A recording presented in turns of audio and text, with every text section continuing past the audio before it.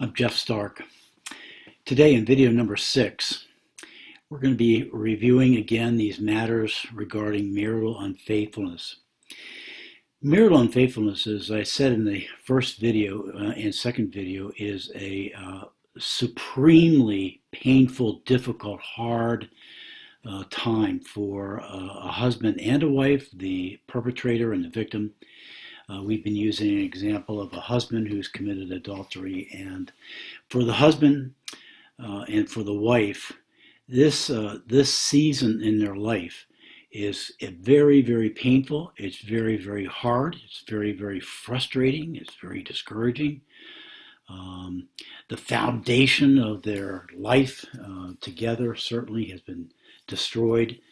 The prospect of it being put together seems daunting, perhaps impossible. And so it's not unreasonable, it's certainly predictable and normal for a wife, the victim, and for the husband, who's the perpetrator, to be asking themselves the question, in light of how hard and difficult and challenging it is, God, why? Why have you wanted us to go through this experience? I know that it's my wife and I, our choices that have caused this, but nonetheless, Lord, you're sovereign over all things, and of course, you must have wanted us to go through, me and us to go through this very difficult, very hard, very humiliating, very sad time in my life. And I don't know why. God, why would you want us? Why would this be part of your plan for us?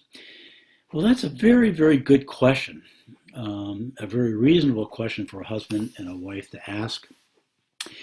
And I'm not going to answer that question right now, but I am going to refer you to previous videos on my YouTube channel, which are called Trials. There's a Trials video number 1, video number 2, video number 3, Trials number 3. There's possibly Trials number 4.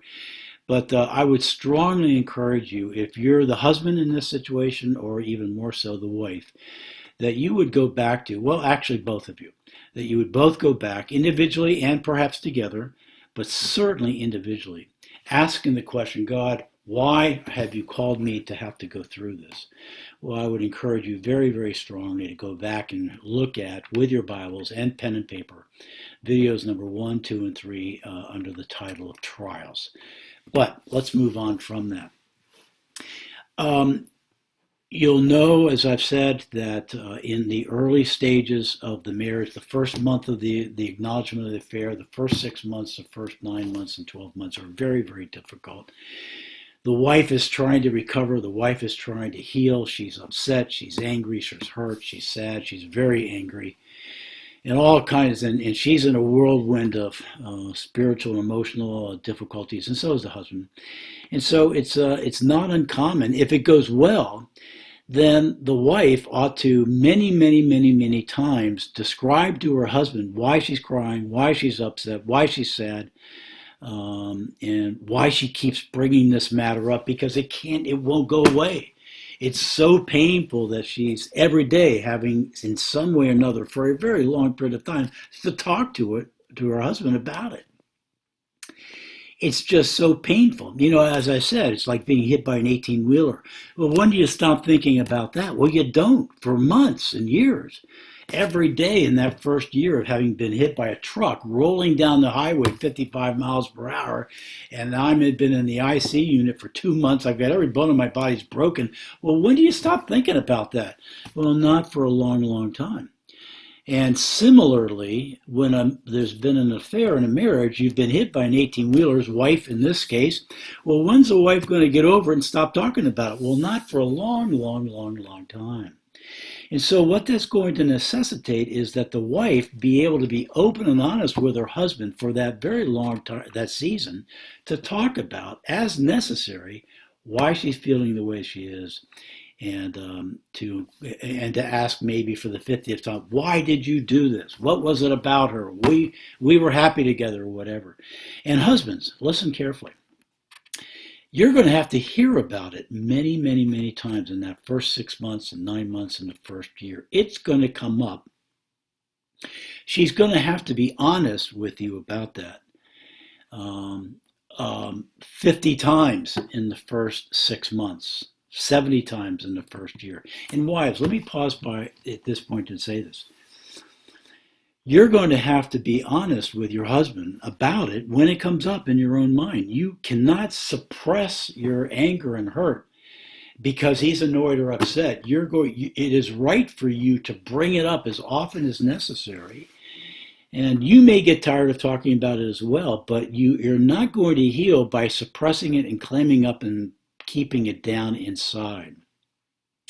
You're going to have to speak the truth in love. And to do that without rage and without suppressing it, you're going to have to draw near to God for that first year many, many, many, many times to be able to not rage and not to clam up, but rather instead, in your anger and hurt, to speak, not clam up, speak the truth, not in rage, and speak the truth in love and not in anger. You're going to have to draw near to God many, many, many times a day in the beginning, many months, and from that point on, you're going to have to draw near to God for grace to help you in that situation as well. Husbands, you too are going to be challenged many, many, many, many times in that first year about a wife who's not getting over it as quickly as you may like to, and you're going to have to draw near to God so that he will help you to be patient, to be kind, to listen, and once again, to take ownership for what you did,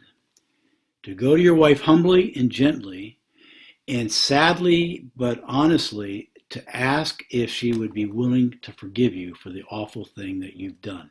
You may well have to do that 50, 70, 80 times in that first year. That's the way it is. That's the way it always happens. And so what God is trying to teach you to is that you're not going to be able to recover from this unless you draw near to me, so the wives can do that, heal, recover, eventually to forgive, and for the husband to be patient and kind and humble and ask forgiveness again and again and again and again, and not get to the point. You're both going to need God intimately and personally by faith to be able to be the wife in this situation and the husband in this situation that will turn out well if you're drawing near to God each and alone and together to do that. Now, as I said in an earlier video, it's not right for the husband to at some point, maybe 6 months or 9 months down the road, to slam his hand down and say, you know what, that's it. We're not going to talk about this again. You've brought this up 89 times. You've brought this up for 9 months. You know what? You said that you'd forgive me. You haven't. You keep talking about it. We're not going to talk about it anymore. I'm fed up with it. I'm past it. You get past it. We're not talking about it anymore. That's not the right thing for the husband to do, nor is it appropriate for him to do that or godly to do that. Husbands, you don't have the right to do that. You do not have the right to do that. You've created a catastrophe. And a catastrophe takes a long. Yes, you have created a catastrophe. How did your wife get hit by the 18-wheeler? Well, here's something that I don't know if I've said before, but maybe it's the right time for you to hear that. How did she end up getting hit by that 18-wheeler? You pushed her out in front of that 18-wheeler. You did it. You brought this catastrophe into your life and her life and your life together. And now you're going to have to man up and by faith in God come through this and go through this in the way that God wants you to. And that certainly precludes you drawing the line in the sand and saying, enough, I've heard about it and we've talked about it enough. That's not for you to decide. That's for your wife and God to decide when this thing really is over. And we're going to get to that in a few minutes. So in the first year, that happens many times. The wife is obviously injured and sad, and it's going to take a long time for her, and she's got to talk about it. It's got to come out. She can't sit that vomit down inside. She's got to let it out, and husbands, you're going to have to let her bring it out. And when she does, here's your game plan. Pray. Draw near to God. Listen. Sympathize. Walk in her shoes. Walk in her pain. Feel her bones, feel her concussion, feel her heart, feel her liver, feel the toes that don't work properly. Get into her shoes And then you'll be in a position to be able to say, I am really, really, really sorry for what I did. Will you please forgive me? I know I've asked you 50 times before, and I'm asking you number 51. Will you please forgive me for doing that? That's what you got to do. And you got to do that by faith. Wife, you need to be in faith, speak the truth in love, and the husband needs to do that. And that's going to happen for a long time.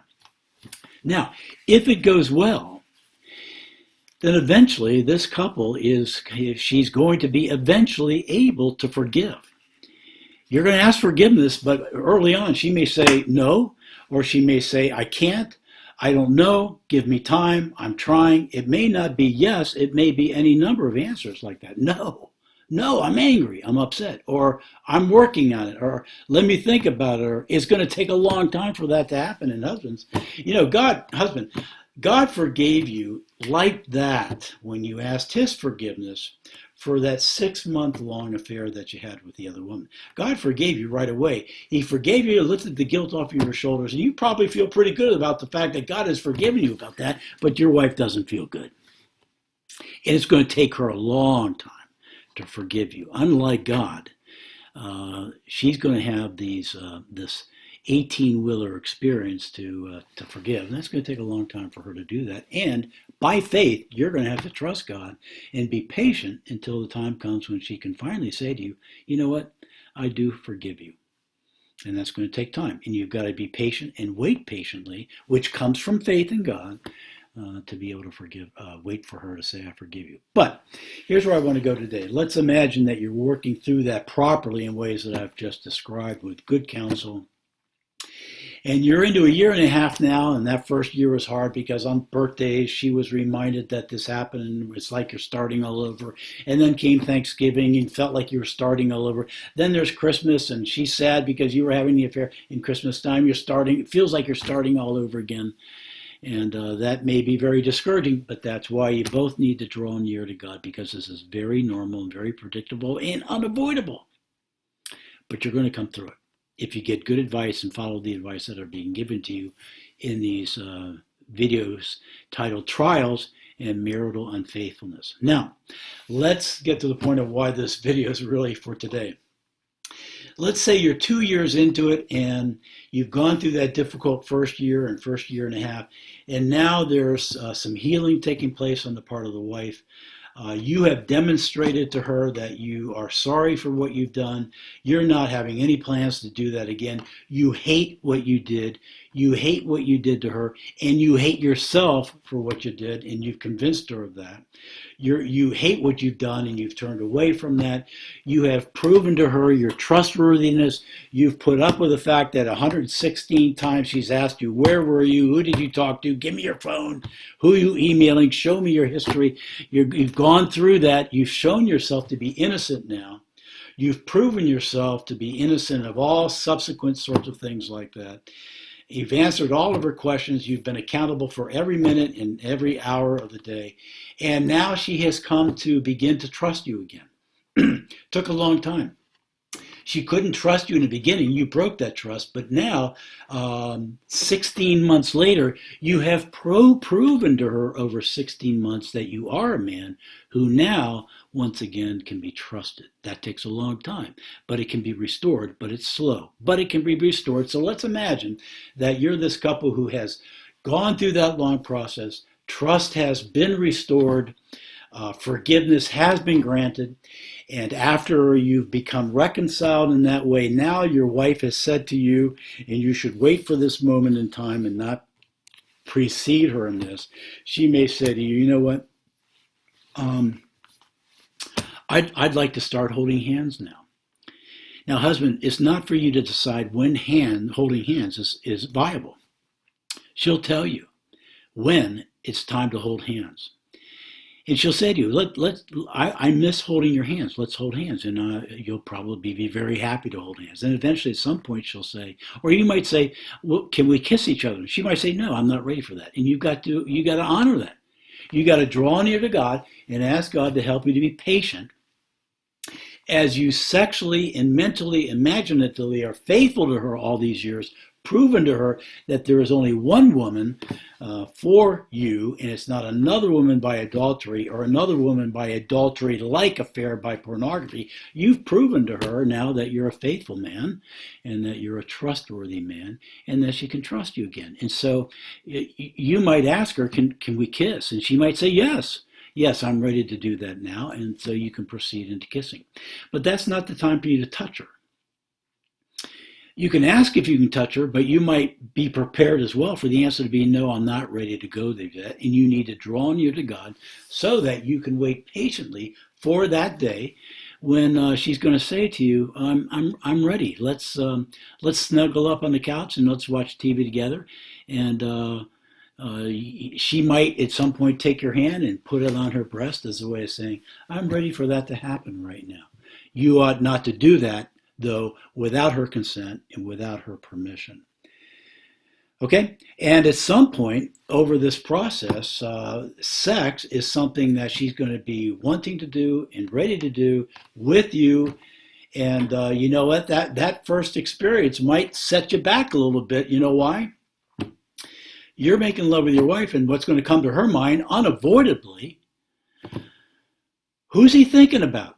Is he thinking, he's here with me now, but is he thinking about me? Or is he thinking about her? And did he do this with her? And what about, did he do that with her too? And we're doing this now. And did he? So, you know, that first sexual experience, that first half a dozen sexual experiences, that first dozen experiences might not work out very well because she's beset with the idea of, well, he's doing this to me now. Did he do it to her when he was having an affair? And so that's probably not going to work well. She was ready, but wasn't prepared. And the two of you are going to have to stop, pause, pray. And she might say, I'm not ready to do this right now. And you're going to have to convince her by faith and love and with patience. I have no memory. I am not thinking about that other woman. I promise you, when I come into the bedroom and when I'm touching you, holding your hand, kissing you, fondling you, and making love with you, that woman is going to be as far away from me as Australia, assuming you're in America. And you're going to have to convince her that that's really true. And your 16 months work of faithfulness and trust and building trust and being a good man and a faithful husband will convince her that you're going to be able to do that. And that is think about your wife and not that other woman. And when she's confident that you're going to be able to do that, then she's going to be able to finalize that sexual experience. Okay. Now, let's say it's going well after that, sex has been resumed, and you're one year into making love with each other, and you're reconciled, of course, and you're doing well, and you're into that second year or third year, perhaps, and you have a date night. You've gone out to dinner, you've gone to a movie, and you're sitting in the movie theater, and what's portrayed in front of you is a man who is having an affair with his wife. And so all of a sudden, it's been 3 or 4 or 5 or 6 months and things are going really, really well. But now you're sitting in the movie. And so you notice your wife pulling tissues out of her purse and wiping her eyes. And you know exactly what's happening.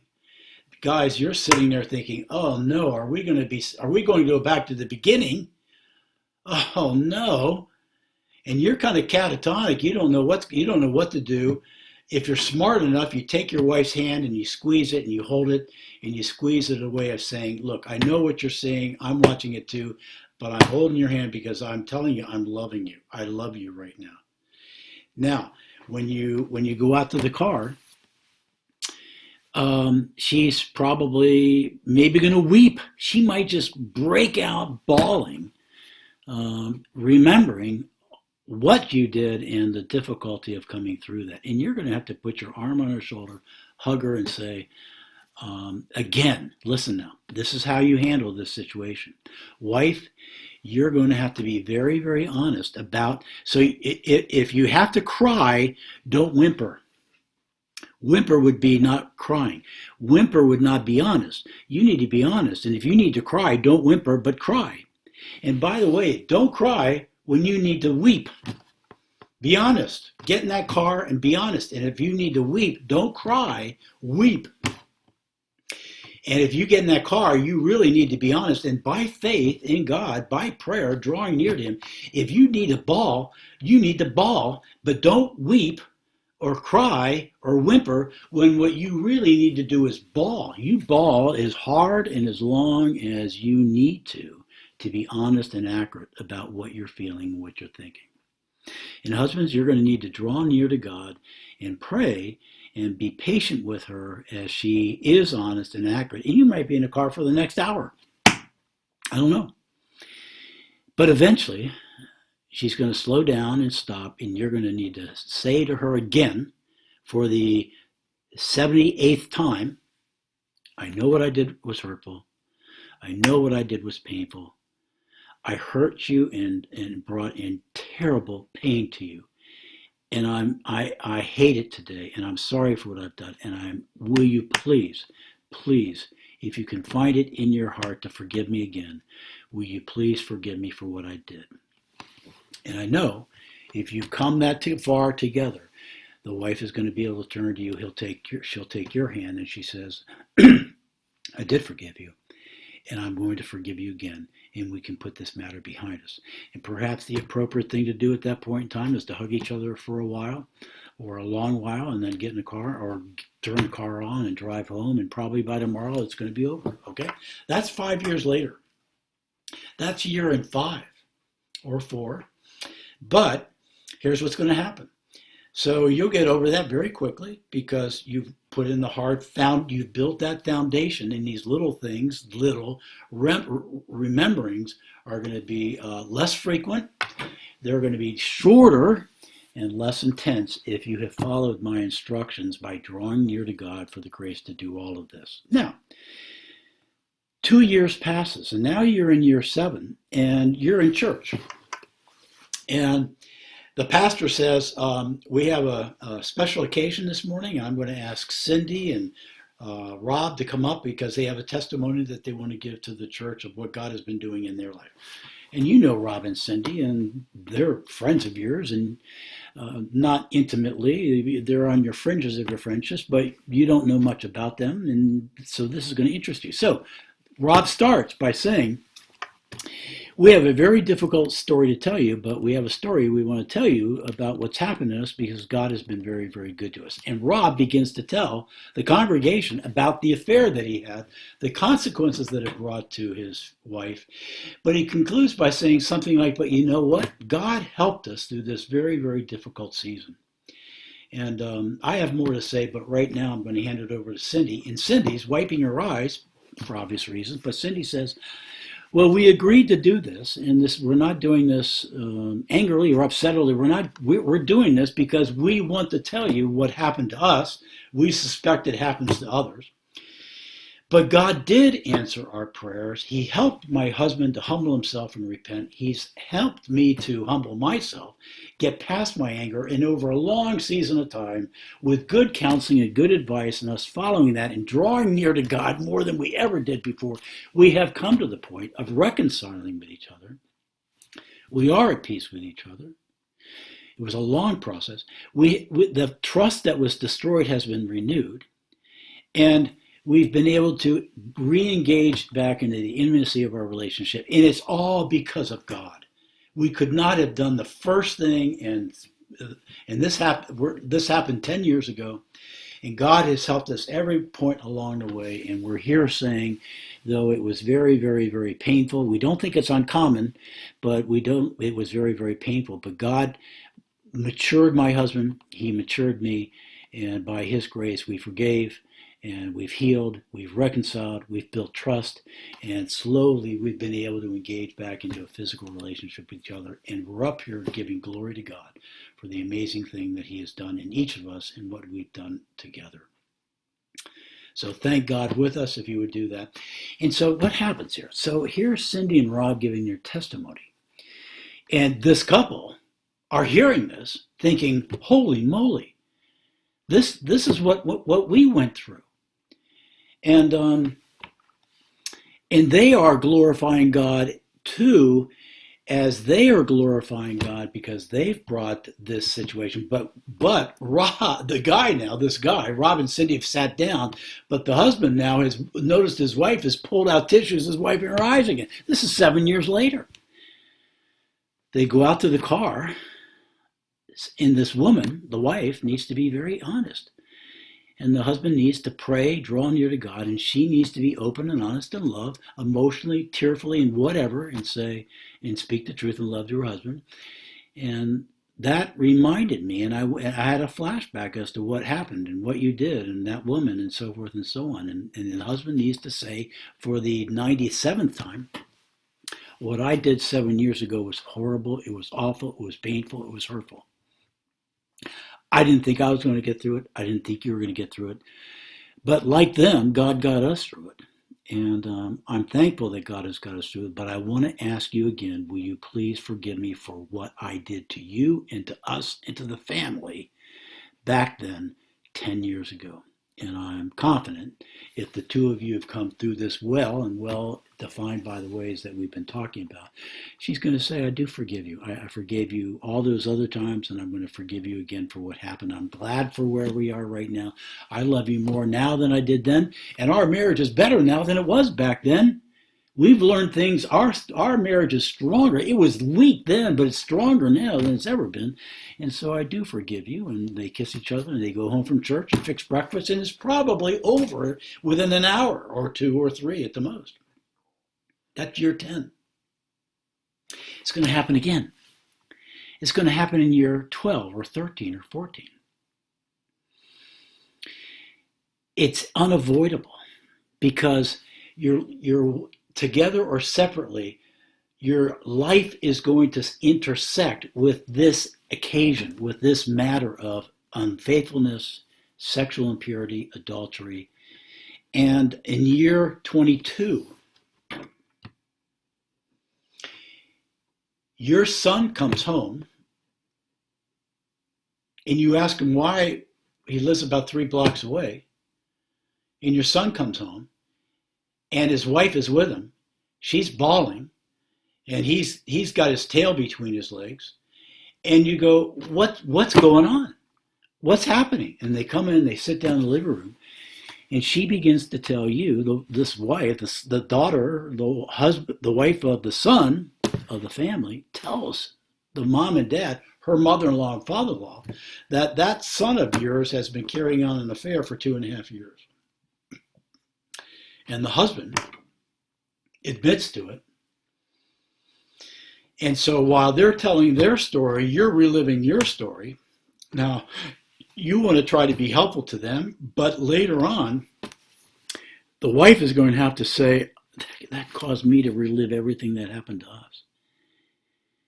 And the two of you are going to have to reconcile again 20 years later.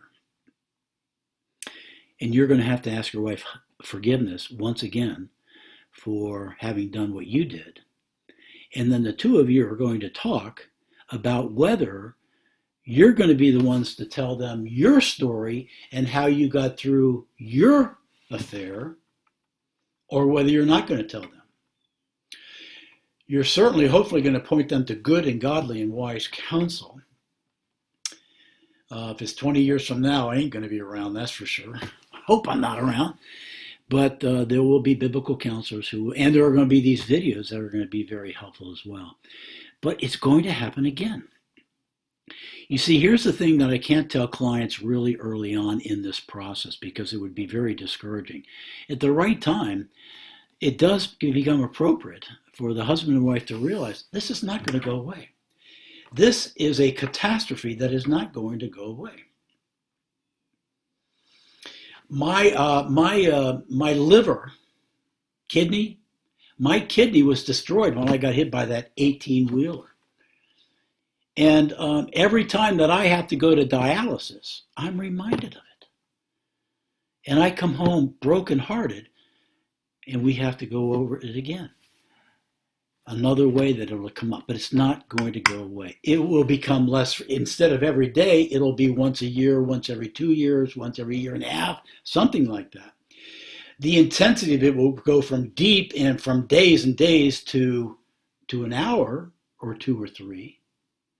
but it will gradually go from every day to every other day, and then a day, and then over a long period of time, it'll be over and done with within a matter of an hour or two, and the intensity of it will be much, much, much, much less.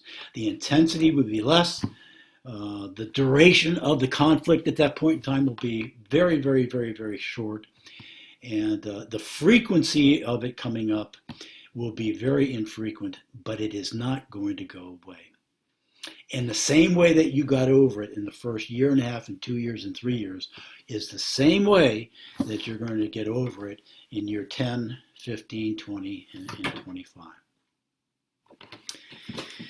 What's the purpose there? The purpose is you'll have to look at videos, trials number 1, trials number 2, trials number 3, as to what God's purpose is early on, and what is God's purpose even 20 years later. You'll need to understand what God's purpose is for you and the wife and the husband. At that year, even year 20, same purpose. As you draw upon that purpose, you're going to be able to come together and reconcile again and forgive one another and be able to move on. Okay? Now, I hope that's very, very helpful to you. If you know couples who are struggling with unfaithfulness, you want to introduce them perhaps to these videos as well. I am available to counsel couples through this particular problem as well. My phone numbers for purposes of getting in contact with me would be 302-478-3848.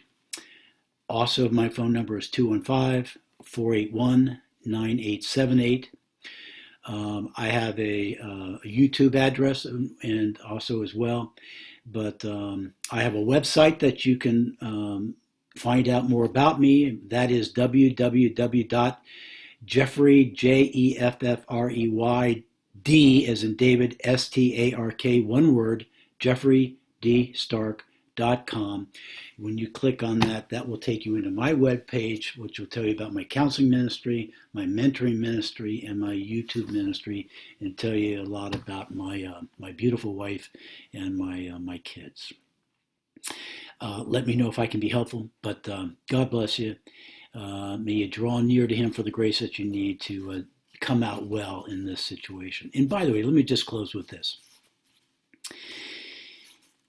Ultimately, the purpose of what God is using to accomplish through this process is two things. He is trying to grow your faith in him so greater than you've ever imagined possible. That's one reason why you're going through this. And number two, he's trying to make a weak marriage into a much stronger, better, loving, faithful, fruit-bearing, sturdy marriage than it ever was before. And those are two very, very good purposes. So though this is a long and hard process, it really is a very, very good process. And couples who come out of it well say the same thing. I'm closer to God than I ever was before, and I'm closer to my wife than I ever was before too. And I hope that will be your experience as well. God bless you.